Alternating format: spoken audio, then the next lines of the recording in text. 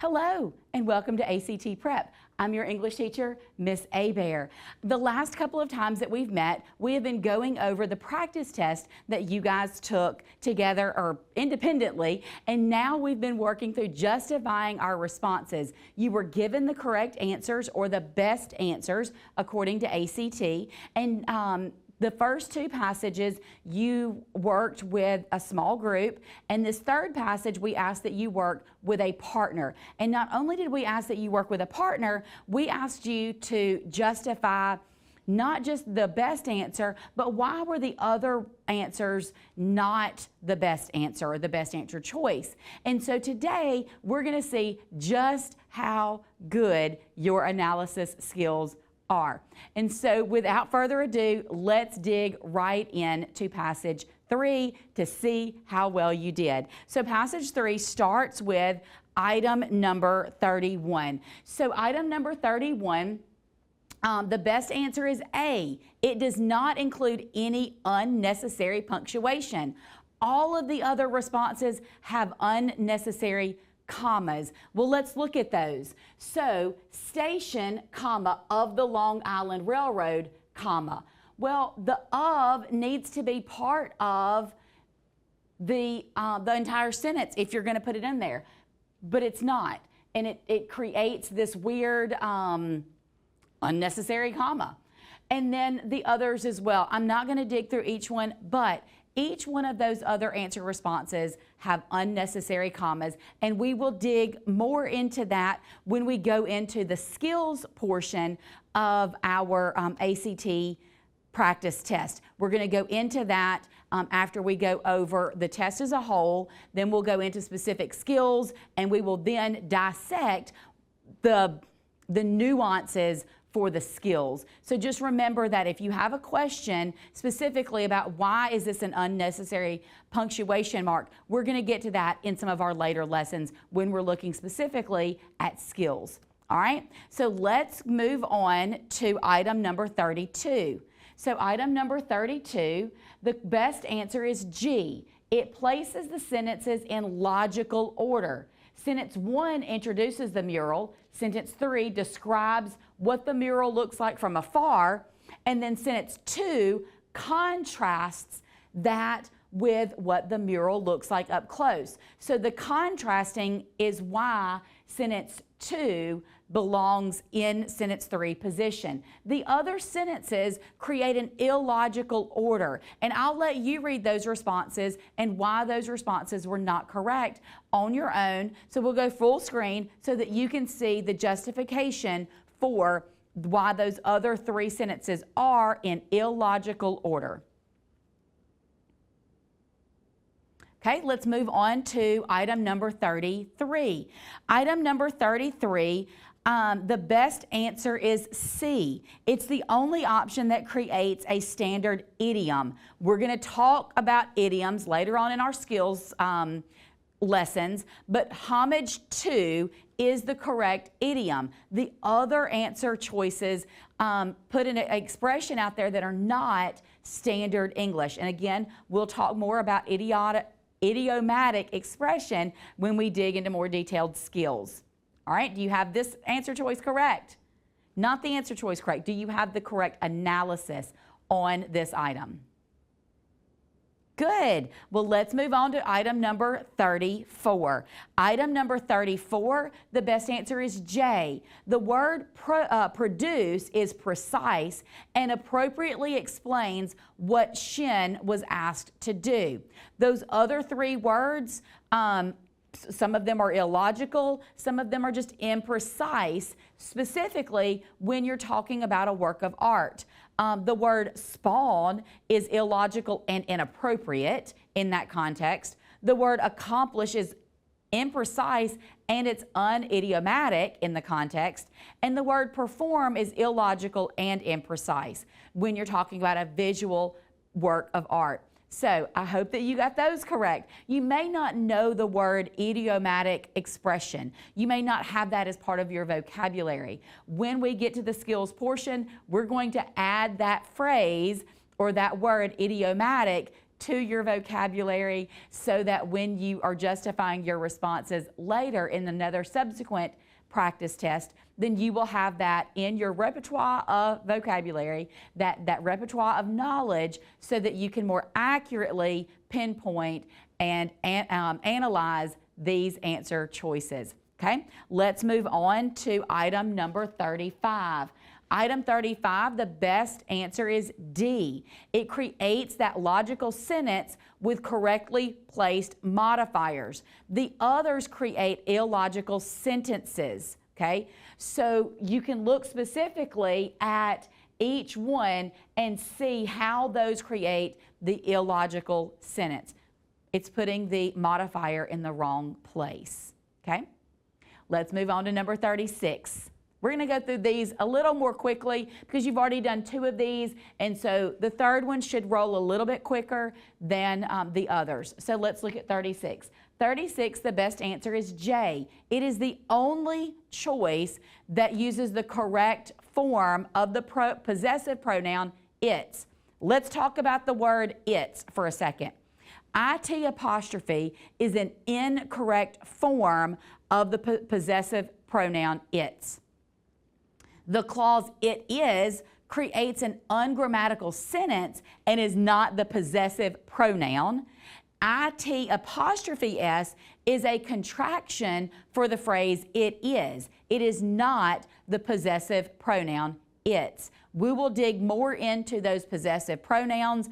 These are part of those commonly confused words that you will probably see very often, and we'll talk more about its, their, and there's 3 different versions of their, and your. We'll talk about a couple of different versions of your later on when we talk about commonly confused words, because ITS, IT apostrophe S, has different meanings, and they're different in their type of terminology that we use. And you need to learn the correct version for what you're working with. All right, let's move on to number 36. I'm sorry, we're on 37 already. Look at us, we're rolling through these, aren't we? I told you we would. Number 37, the best answer is C. It's the only option that creates correct sentence structure. It correctly uses the subordinating conjunction where to connect the independent clause before the comma to the dependent clause that follows after the comma. A uses the prepositional phrase in which instead of a subordinating conjunction, and it creates an unidiomatic and an illogical sentence. B creates an illogical sentence. D uses the adjective past instead of a subordinating conjunction to join the 2 clauses. Again, it's ungrammatical and illogical. All right, are we ready to move to 38? You have all your answers? You have all of your justifications. Great. Let's move on. Number 38. The best answer is F. F in 38 is the only option that provides a logical transition from the first 2 sentences, which lay out the origins of Caledon, to the next 2 sentences, which focus on the creation of Caledon ceramics in South Korea today. And I may be pronouncing that word wrong. I did not look up its correct pronunciation. But if you look at why those other answer choices are incorrect, G, the information about why Caledon changes color, is not an effective transition. None of those other options are effective transitions, and you can read the explanations there on your screen. Okay, let's move on to number 39. 39, the best answer is D. D creates a logical sentence that makes it clear that Shin arranged for the Caledon shards to be shipped to Queens. And you can look at the other answer choices that are incorrect. They all create illogical sentences. A has the word modifying itchin. B has it modifying ceramists, and C has it modifying the word city. Need to make sure that your modifiers are modifying the correct words. All right, let's move on to number 40. Guys, we have 6 more to go, 40 to 45, and we're done for the day. How quickly are we moving along? I'm glad you're working quickly as well. Number 40, the correct answer, or the best answer, excuse me, is G, because the relative pronoun which is inappropriate in the context and agrees with its antecedent, shards. So you have the appropriate context and it agrees with the antecedent. The others have some other issues with the way it modifies or its antecedent. So we need to look at pronouns and their antecedents. We'll dig more into this when we look at pronouns and antecedents in our skills review. All right, let's move on to number 41. For number 41, the best answer is B. It provides the most specific information about what is on the shards, specifying that the characters on the shards are Korean and that the designs are labyrinthine. The other answer choices are too vague or not specific enough in their description. Okay, let's move on to 42. All right, for 42, make sure it's up here. Good. The best answer is F. F is the best answer because it correctly uses a colon to mark a sharp break in the sentence. By using a semicolon after the word significance, the writer is showing that the clause following the colon explains the shard's significance. So colons play a specific role, and we will talk about colons when we get to our skills lessons. Specifically, we'll talk about colons and semicolons and their purposes. So G, the answer choice G, incorrectly inserts the conjunction and before the clause that follows the colon. When you use a colon to explain something, you wouldn't ever put a conjunction there. H only uses a comma to indicate a sharp break in thought. You wouldn't use a comma for a sharp break. We should know that by now. When you use a sharp break, you've got to use the correct punctuation. Also, it creates a run-on sentence. And so we need to make sure that we have the correct sentence structure. J fails to use the punctuation at all to indicate a sharp break. Also makes for a very confusing sentence. It too creates a run-on sentence. All right, let's move on to number 43. For 43, the best answer choice is C. It is the only option that creates correct pronoun antecedent agreement. The pronoun her agrees with the antecedent shin, whom the essay has consistently referred to using the feminine pronouns. A uses the pronoun their to refer to shin, whom the essay consistently referred to using feminine pronouns. The pronoun their is inconsistent with this usage. B uses the contraction their, which is not a possessive pronoun. This is one of those commonly confused words.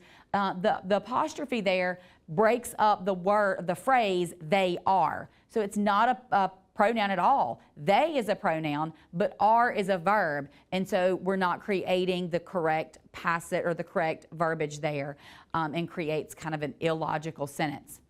D incorrectly uses the pronoun its to refer to shin. So it's the same as A in that it's inconsistent with the usage throughout the passage. Let's talk for a second about pronouns. In today's society, there are different pronouns that people are trying to use or people use to describe themselves. ACT is never going to use those types of pronouns to describe people the way that society is trying to do right now. They're going to use the standard English, and you need to look for the consistency. If whatever word they're using as its antecedent is consistently being referred to as a thing, so it would be it or it is or those. When you're talking about a male or female, it's going to use his and her. But whatever that pronoun is will refer back to its antecedent, and it will be consistent throughout whatever passage that you use. Most of all, you're looking for consistency in these essays. All right? Are we ready to move on to the next one? Let's move on. Number 44, I believe, the best answer is G. It's the only option that does not create a sentence fragment. It creates a grammatically correct sentence by including a subject and a main verb. All of your other choices result in a sentence fragment. You can look at that on your screen for F, H, and J and why those create a sentence fragment. All right, the last one. Are we ready to tackle it? Number 45. The best answer is B. It is the only option that does not lead to correct sentence structure. I'm going to stop here and say I absolutely despise when tests ask for all of these are correct except one. Choose the one that's not correct. I hate that. I want to always choose the one that fits best. The one, there should only be one option for a sentence, but that's not what they did here. They looked at, okay, which one would be unacceptable? Well, when we're looking at sentence structures, there's always different ways that you can write a sentence. And so be very, very careful with ACT and make sure that you read that question STEM in its entirety. And if I were you, I would highlight anywhere where you see the all caps not, I would highlight it, I would circle it. I would make sure that it was a switch in my brain to make sure that I'm looking for exactly what ACT is looking for at that moment. And for this one, it is looking for the only option that is not an appropriate alternative to the underlined portion. So the other options create complete sentences and create that correct sentence structure. All right, are you ready for your next challenge? The next passage, I want you to work with a different partner, not the one that you worked with.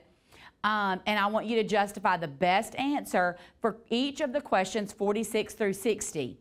Again, I'm going to ask you to justify those answers that are not correct, those that are not the best option. So you've been provided the correct answers or the best answer choices by ACT. Now, if you went through and you took notes like you're expected to when we're going through these PowerPoints, you should have the correct vocabulary to be able to justify why the other options are not the best answer choices. So for the next time, I want you to work, like I said, with a completely different partner, and let's work through passage 4. Passage 4 is a little bit more difficult. You were probably getting a little more tired as you were working through the test. You may not have as many of the best answer choices in what you selected, but you were given those answer choices by ACT. So until next time, happy learning.